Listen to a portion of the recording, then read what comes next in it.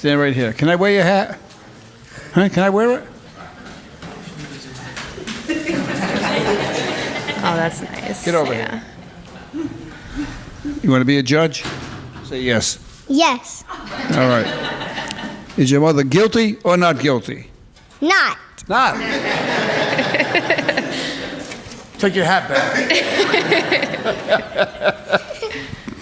So should we find her some money or should we let her go for nothing? Yes. Yes what? Yes, money. Yes money. No, you come over here, baby. How about $50? Yes. Yes. How about $35 court cost? Yes. How about 5 days in jail? Yes. Y'all, listen, I had to come on here today because this one hits different. You know, my heart is just, it's heavy right now. And I know so many of y'all are feeling this too. NBC 10 has confirmed some heartbreaking news that I can barely say. Judge Frank Caprio, our beloved chief judge of the Providence Municipal Court, has died. He was 88 years old, and man, this just breaks my heart. Just this morning, he posted to social media asking for our prayers again, saying his health had taken a turn for the worse. And this is just so heartbreaking for everyone who loved him, for the millions whose lives he touched across the globe. He was a great believer in the power of prayer, always, and his last message was him clinging to that belief, asking us to remember him. It just makes you think, doesn't it? He was diagnosed with pancreatic cancer back in 2023, and, you know, we had so much hope because he was in remission just last year, and we were all celebrating that with him. I remember when he first shared that difficult news right around his 87th birthday. He was so open about it, calling it an insidious form of cancer.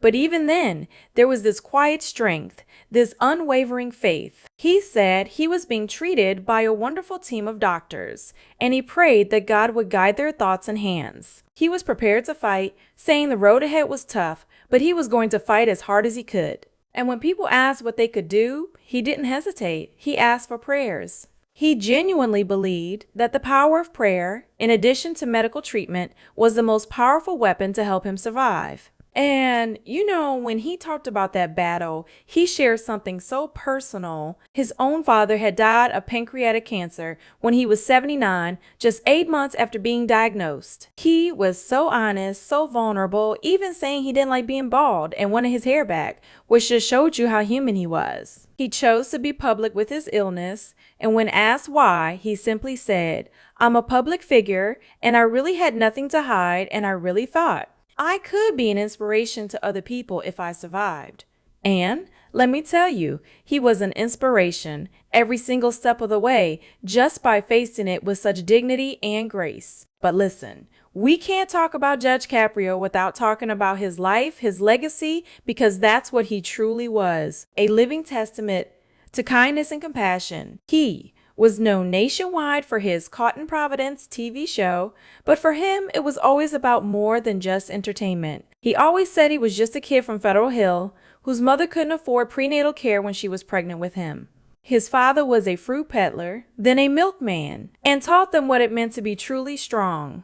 Not by knocking someone out, but by doing the right thing, by showing up even when sick. He became a lawyer because his father, sitting him down in their cold water flat next to a potbelly stove when he was 10, put his hand on his shoulder and said, "I will never be able to afford to send you to college, but you have to go and you are going to be a lawyer, but don't ever, ever give up." He ignited that flame, and Frank never let him down. And his time on the bench, oh my, that's where his true spirit shone brightest. He was on the bench for 38 years, always saying he was just a small-time municipal court judge trying to do good. He treated people with kindness, understanding, and dignity, believing this was a universal message that resonated with millions worldwide. Y'all, remember that viral sensation he became? He allowed cameras in his courtroom, and he never performed for them. He said there was no difference before and after the cameras, because that's just his nature. He dealt with parking tickets and traffic violations, not major crimes, but for the people who came before him, those penalties could mean the difference between making their rent or not.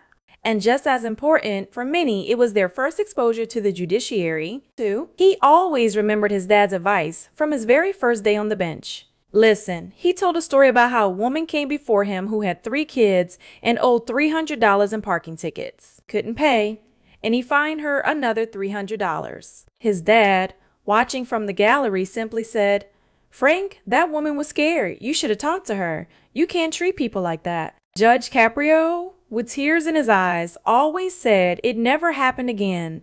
That moment shaped his entire career. He always tried to put himself in their shoes. Who can forget those viral clips? The man from Africa who had only been in the country for 4 months, and Judge Caprio called his young son up to the bench and asked, "Is your father guilty or not guilty?" And the little boy earnestly said, "Guilty."